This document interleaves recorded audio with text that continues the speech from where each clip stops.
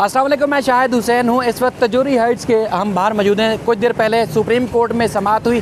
Supreme court में इस तजूरी Heights से मुताल्लिक केस में क्या हुआ उसकी तफसीलात आपको बताएंगे। इस जगह का जहाँ पे ज़ेर तामीर इमारत है, ये इसने मज़ीद बड़ा होना था, लेकिन बड़ा होने से पहले इसको मस्मार किया जाएगा, उसकी तफसीलात बताएंगे। और तारिक मतीन साहब से ही बात करूँगा क्योंकि बहुत कीमती बातें आज उनसे करनी है कराची में तामीरात के हवाले से। सबसे पहले तो इस इमारत की और इस ज़मीन की खासियत और क्वालिटी के हवाले से मैं आपको बताता हूँ कि ये रेलवे हुकाम ने सुप्रीम कोर्ट में दरख्वास्त दायर की थी कि रेलवे की ज़मीन पर कब्ज़ा कर लिया गया है, उसको खाली किया जाए। उस दौरान नईमुद्दीन, जो कि बताया जा रहा है कि कामरान टसूरी जो कि एमक्यूएम के और मुस्लिम लीग फंक्शनल के साबिक रहनुमा हैं, उनके सुसर साहब हैं नईमुद्दीन साहब, वो वहाँ फरीक बने आके और उन्होंने तगड़े वकील किए। एक साबिक सदर Sindh high court bar association Abid Zubairi साहब और साबिक सेनेटर रज़ा रब्बानी और उनकी टीम उन्होंने हायर की। और 2 रोज़ पहले केस चला, इससे पहले भी समाअत हुई, लेकिन आज जो है वो अहम तरीन केस की समाअत हुई जिसमें पूरी तफसीलात रखी गई और अदालत ने उनके दलाइल, उनकी जानिब से जो पेश की गई दस्तावेज़ात और जो चीज़ें सामने आई उसमें अदालत ने इत्तफाक नहीं किया। उनके दलाइल के हिसाब से उन्होंने शाइस्ता कुरैशी साहिबा से ये प्लाट यानी कि तजूरी हाइट्स जहाँ ज़ेर तामीर है, इन्होंने ख़रीदा था 2015 में। लेकिन जो दस्तावेज़ात पेश की गई और जो डॉक्यूमेंट सामने आए उस हिसाब से इन्होंने या शाइस्ता साहिबा ने 2011 में ये प्लाट जो है कराची गुलशन इकबाल में सर्वे नंबर 190 ख़रीदा था, या उसके इब्तदाई स्टेज जो था चलान वलान इस तरह की चीज़ें भरने का।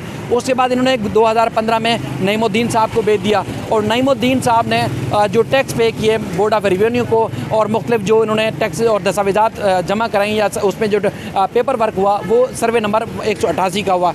इनका ये कहना है कि सर्वे नंबर 190 जब हमने ख़रीदा था तो वहाँ पर जगह पहले कब्ज़ा थी, वहाँ जगह हुकूमत के पास नहीं थी, तो हुकूमत ने उसके मुतबादिल यानी कि वो उसके बदले में ये जगह उनको दी थी।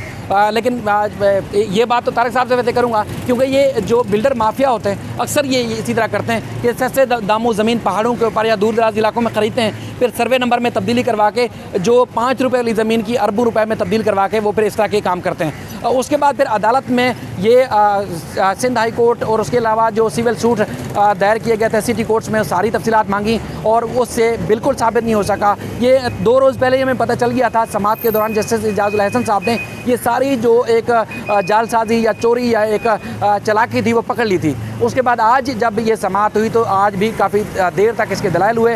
रज़ा रब्बानी साहब ने बार बार कहा कि सर मैं आपको ये समझाना चाह रहा हूँ, सर मैं आपको ये बताना चाह रहा हूँ, सर मैं यूँ करना चाह रहा हूँ। तो जज साहब ने रिमार्क्स में तंग आके कहा कि हम तीनों जजेस यानी कि chief justice of Pakistan, justice Ijazul Hasan साहब और जस्टिस काजी अमीन साहब, हम 3 दिन से ये समझने की कोशिश कर रहे हैं कि बिलाखिर आप कहना क्या चाह रहे हैं।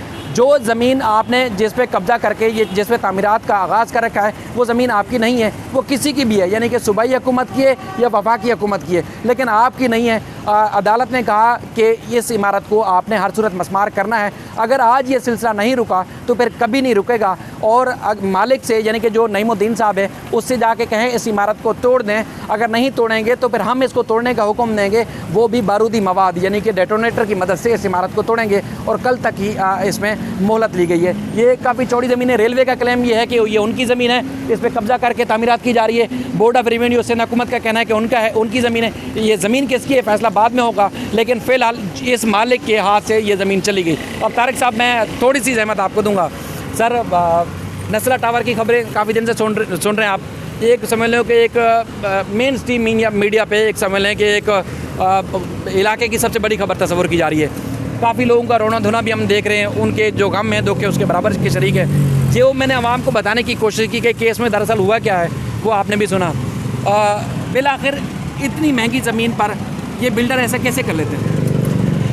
क्योंकि इनको पुष्टपनाही हासिल होती है उनकी जो हुकूमत में होते हैं, ये एमक्यूएम में हो, ये फंक्शनल लीग में हो, ये पीपल्स पार्टी में हो, ये पीटीआई में हो।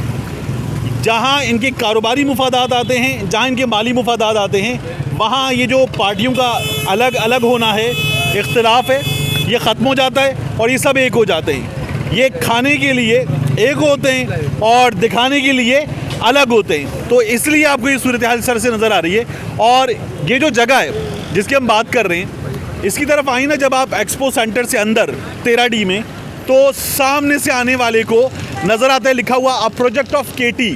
अब केटी से नज़र ये आता है हमें कि ये कराची टाउन एक कंपनी है उसका है, लेकिन ये कराची टाउन का नहीं है, ये केटीए कामरान टिसोरी का।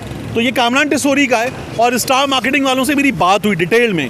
मैंने कहा कि जनाब मैं एक इन्वेस्टर हूँ या एक बायर हूँ, मुझे ज़रा बताइए कि मुझे ये ख़रीदना है तो मुझे इसमें कितने बेडरूम का अपार्टमेंट कितने में मिलेगा, पेमेंट प्लान क्या है, कितने बरस का है, क्या सिलसिला होगा। तो उन्होंने मुझे कहा कि जनाब ये हमने रोक दिया है, स्टार मार्केटिंग वालों ने, आज ही रोक जिनके दिया। हमें यहाँ पे 111 नंबर लिखा होना UN और स्टार मार्केटिंग के बोर्ड्स हैं, इन्होंने फौरी तौर पे कहा कि जनाब हमने ये रोक दिया है। ये बिल्कुल नस्ला टावर जैसा केस है। अब मुनासिब नहीं कि मैं उन साहब का नाम लूँ जिन्होंने फ़ोन पर मुझे तमाम मालूमात दी। कहने लगे जनाब जिस तरह नस्ला टावर में ज़्यादती हुई है, सब कुछ था नस्ला टावर वालों के पास, बिल्कुल उसी तरह से इनके पास सब कुछ है। ये क्लियर हो जाएगा तो हम दोबारा बेचना शुरू कर देंगे। अभी हमने इसको बेचने का सिलसिला रोक दिया है। तो ये इस वक्त रुक गया है देखने की हद तक। और तिजोरी जो है, तिजोरी टावर, तिजोरी टूटेगी, ये अदालत ने बता दिया है। आमतौर पे तिजोरी टूटती है तो माल निकलता है, यहाँ तिजोरी टूटेगी तो माल बनेगा नहीं, क्योंकि माल बनाने के लिए तिजोरी जो है वो बनाई जा रही थी। तो तिजोरी टूटेगी और माल बनेगा नहीं, ये हमें क्लियर नज़र आ रहा है। अब ये जो आप बता रहे हैं कि एक अलग प्लॉट जिसका सर्वे नंबर जो था उसकी कीमत अदा की गई, उसका टैक्स अदा किया गया और वो इतना पैसा था, और अब यहाँ पे अगर कब्ज़ा किया गया है, कॉर्नर है, हसन स्क्वायर से 300 मीटर के फासले पर है, सामने एक्सपो सेंटर है, जस्टिस निज़ाम अहमद के नाम की गुजरगाह है जिस पे जस्टिस हो रहा है, और इस जगह इस प्राइम लोकेशन पर ये ज़मीन हथिया ली गई है, ये कब्ज़ा है, ये नईम साहब का कब्ज़ा है, ये कामरान साहब का कब्ज़ा है, ये मियाँ रज़ा रब्बानी की आशीर्वाद से कब्ज़ा बचाने की कोशिश है, लेकिन ये कब्ज़ा है। और ये कब्ज़ा हमारे यहाँ बार बार होता है, जगह जगह होता है। जब हम लोगों ने रफ़ीक अफ़गान मरहूम के घर को गिराने को रिपोर्ट किया था तो उस वक्त भी ढेरों लोगों ने यूट्यूब पर आकर बताया कि जनाब जौहर में हमारा घर, हमारा प्रोजेक्ट, हमारे सामने वाला प्रोजेक्ट कब्ज़े का है और जगह जगह कब्ज़े की इमारतें बन रही हैं, तो ये रोका जाए। सवाल ये ना शायद कि ये कैसे बन जाता है, सबसे अहम सवाल ये कि बन कैसे जाता है। आप देखिए कि ये जो है ये बना यहाँ तक, नस्ला टावर पूरा बन गया, लोग आकर आबाद हो गए, बिजली लग गई, गैस लग गई, टेलीफोन लग गया, इंटरनेट लग गया, वहाँ तमाम सहूलतें मिल गई। तो वो जो जिन्होंने लगाया था उनको जूते नहीं लगाएगा कोई, जिन्होंने बिजली दी थी, गैस दी थी, जिन्होंने इंटरनेट दिया था, टेलीफोन लाइन दी थी, जिन्होंने अप्रूव किया था, दर्जनों महकमे हैं, उनसे कोई नहीं पूछेगा। तो ये उनके भी गिरेबान पकड़ के उनको उल्टा करके जूते मारने की ज़रूरत है, यहाँ पर भी वहाँ पर भी, और जितनी कब्ज़े की इमारतें हैं। और हमारी अक्सर बात होती है कि जो मिलिट्री लैंड है वो खाली नहीं करवाई जाती। अभी जब चीफ जस्टिस हैं, आप बताएंगे लोगों को, तो उन्होंने मिलिट्री लैंड भी खाली करवाई है, और उसके बारे में बताएं। मैं चाहूँगा कि आप इस वक्त भी बताएं। ग्लोबल मार्केटिंग के नाम से आप जब काला पुल की तरफ जाते हैं शारा फैसल से, तो वो तोड़ दिया गया, और भी कई शादियाँ FTC के बाद बिल्कुल वो तोड़े गए हैं, काफ़ी सारी इमारतें टूट चुकी हैं। और ख़ासतौर पर अब सिंध हाई कोर्ट ने बड़ा एक हुक्मनामा जारी किया जिसमें दर्जनों इमारतें जो कि कमर्शियल एक्टिविटी के लिए इस्तेमाल हो रही थी, मिलिट्री लैंड के लिए जो ज़मीन थी, वो उस पर कार्रवाई रोक दी है। बहरहाल इसमें एक और बड़ी ख़ास बात हुई कि जो स्टाम्प पेपर है, कोर्ट में ये बात हुई, जज साहब ने कहा कि 500 रुपये वाले पेपर के ऊपर हाथ से लेके एक पावर ऑफ अटॉर्नी बनाया गया, उस पर सारी पेमेंट्स हुई, आगे पीछे रद्दोबदल जो कुछ हुआ। बहरहाल ये कोर्ट के अंदर जो कुछ हुआ वो सब कुछ मैंने आपको बताया, लोकेशन पे जो कुछ हो रहा है वो आपने देखा। अब जिस तरह नस्ला टावर अगर जिस तरह बन गया और उसके बाद फिर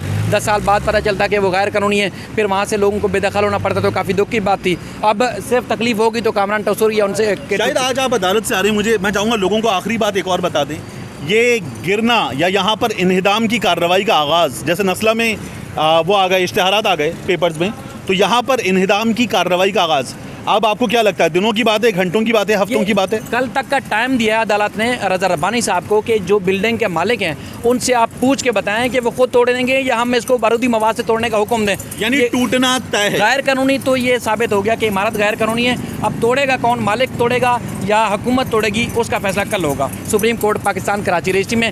कल भी जो कुछ अपडेट होगी आपके सामने रखेंगे। इमरान भाई का शुक्रिया जिन्होंने बड़ी ताउन किया, हमसे काफ़ी सपोर्ट किया। अल्लाह हाफ़िज़।